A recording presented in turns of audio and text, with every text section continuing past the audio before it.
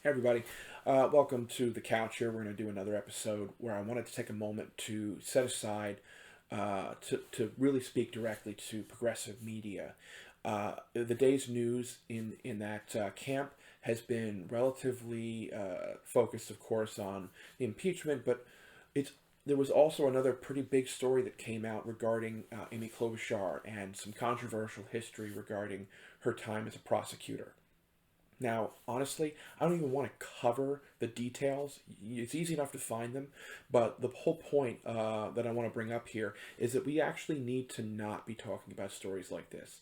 The one of the most commonly understood strategies regarding political campaign, negative attacks and things like that is you generally avoid attacking candidates that are down ticket, that are further in the lower in the poll than you are. And what the reason for that is that it doesn't really benefit you enough, right? You want to be bringing down your opponents that are ahead of you a little bit, but when you punch down, it tends to reflect poorly on you in the American public, and if anything, it may cost you support.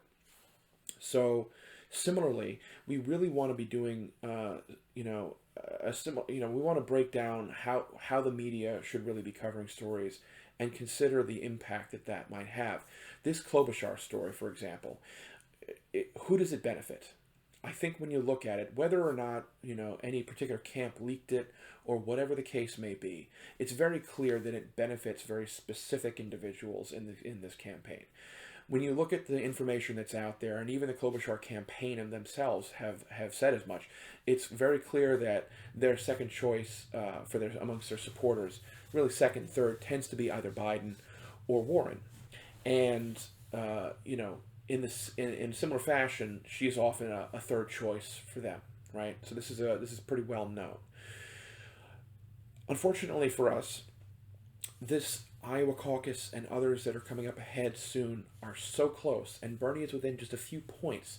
His slight leads here or there, or slight, trailing slightly in others. And the last thing that we need right now is a united centrist campaign. So, Buttigieg stories, Klobuchar stories, we can't cover them anymore.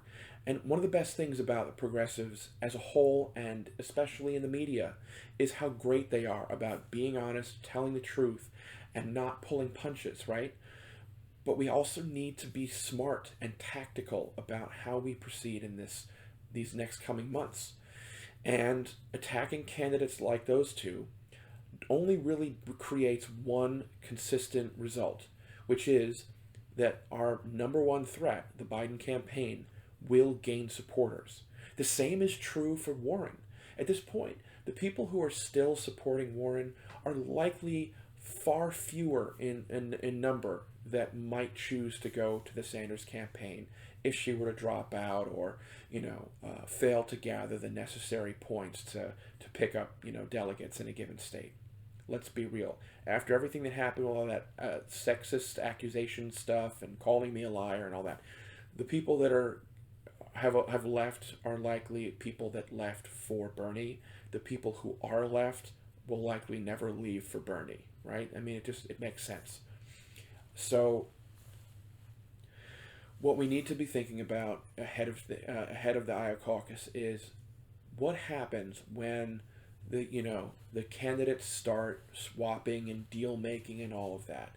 One thing is very clear: if there are two choices, a progressive and a center left, center right, establishment candidate, then we have the likely team ups will be Biden, Klobuchar, and Buttigieg versus Sanders, Yang, and Tulsi, basically, right?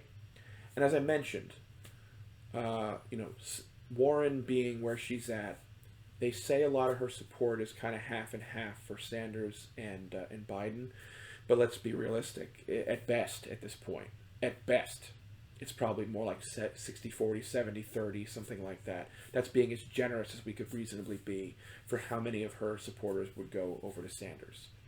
And ultimately, that means that there's a slight edge in the Biden camp for getting pretty much 2.5 to 2 and 3/4, really 2 and 3/4 of the other candidates, versus Sanders only getting 2 1/4.